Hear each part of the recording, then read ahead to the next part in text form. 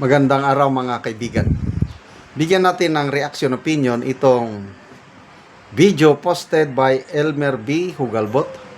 Interview ito ng Bilyonaryo News Channel ni Pinky Webb kay retired Supreme Court Justice Adolf Ascuna, na sinasabi niya sa kanyang pananaw, si Bato hindi pa siya considered na fugitive as of now, at saka yung hindi siya pwedeng arestuhin kaagad ng Philippine authorities hanggat hindi nare-resolve ng Supreme Court tungkol sa status ng ICC warrant of arrest na yan.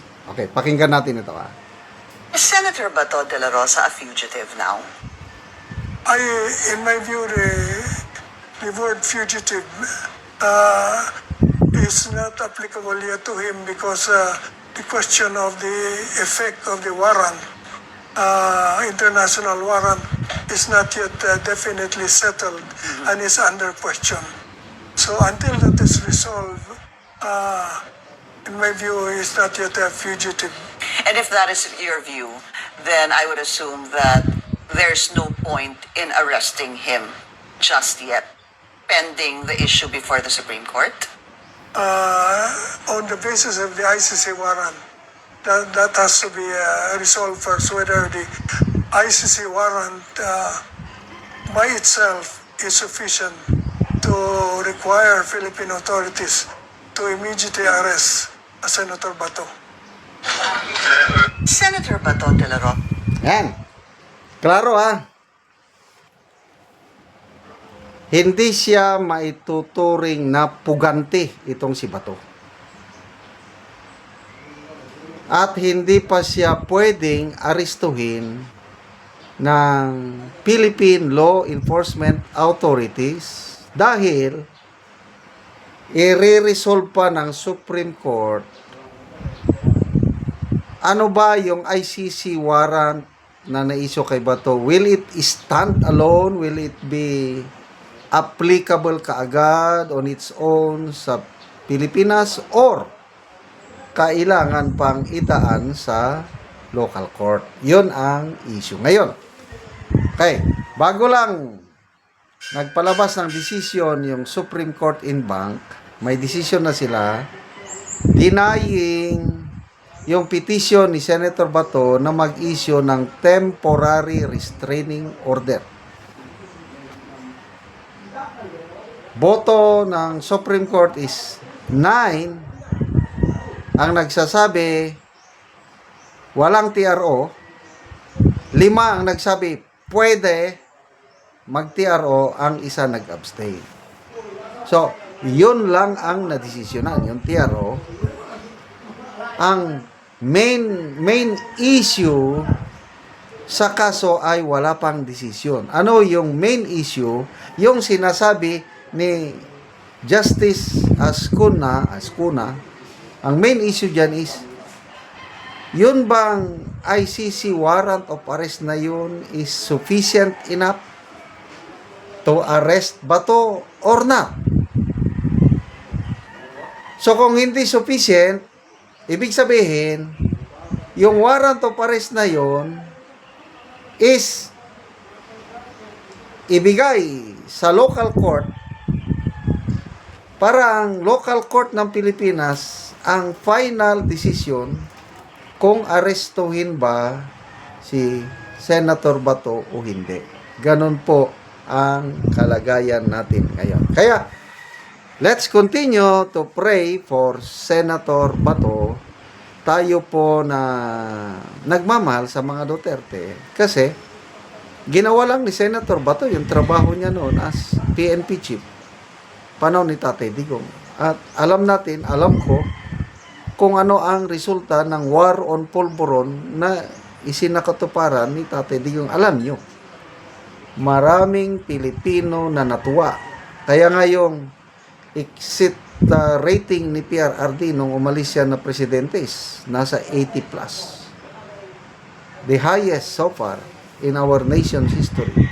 Dahil ang taong bayan naramdaman nila yung epekto, magandang epekto. Hindi naman totally nawala yung problema ng mga adictos, binidictos. Kaya lang, naging mas safer ang ating mga kalsada. Pwede kang maglakad kahit anong oras ng gabi na hindi tayo natatakot na along the way may mangyari sa atin kagagawa ng mga adictos, binidictos. Kaya ako, sinasama ko sa dalangin ko si Senator Bato. Yun na lang, milagrong pagtakas niya sa 10 NBI agents na aaresto na sana sa kanya. That's an answered prayer. Kaya pagpatuloy po natin ang pagdarasal sa kay Senator Bato. Yung sakripisyo niya na bigla siyang lumabas, nagpunta sa Senado. Lumabas sa pagtatago kasi ilang buwan siyang nagtago. November, December, January, February, March, April, May. 7 buwan na nagtago. Biglang lumabas. Despite the warning na huwag ka nang lalabas. Huwag ka nang pumunta dito. Winarningan siya ng mga kasama niya sa Senado. Delikado ka. Binaliwala niya yung warning na yun. Pumunta pa rin at muntik na siyang nahuli. Again, God's intervention. Natakbuhan niya ang mga NBI agents, hindi siya naristo, nakaboto siya, kaya nagkaroon ng kodita sa Senado. Ngayon, bago na ang liderato sa Senado. Ngayon, makakaasa na tayo nang dahil sa boto ni Senator Bato, may pagpapatuloy na ang matagal nang na pending, na isang tabi na flood control scam na investigasyon. Makakasigurado na tayo ng impeachment ni VP Sara ay patas. Makakasigurado na tayo na yung plinaplano ng administrasyon na term extension, plinaplano nila na charter change through a constitutional assembly ay hindi matutupad. All of this dahil sa kabayanihan ni Senator Bato. Mabuhay ka, Senator Bato. God is with you. Salamat mga kaibigan sa inyong pagsubaybay sa channel na ito. Nakakatulong kayo ng malaki sa tribong Talandig ng Bukidnon dahil ang sweldo natin sa channel na ito is pantulong po sa tribo. Namimigay tayo ng libreng yero at pako para makapagpatayo sila ng mas maayos na tirahan. Panoorin nyo ang video na ito. Ano ang natagaan si Kuya Ugero? Kuan grasya na mo nga para sa mong balay. Ay ani.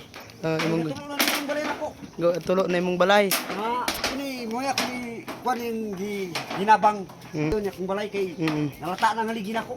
Nalata na. Sen kay naa gyud. Oo. Salamat kayo sa grasya nag-sponsor ani. Oo. O karon mo na yung itsura sa atop sa natagaan na Ugero. So mga karaan na gid kayo gatuluan na pud og muulan sila. Muulan na nagid sila kay kuan naman. Kanang Kapot na kayo niya akong balay di. Mo na Gabok niya na mong kuan. kayo. So gamay pod kaayo ang ilang balay. So karon una ni ang ilang kahimtang sa ilang pagpuyo. Makita gid nato nga Salog na wow. sa loob na gyud. Buslot na.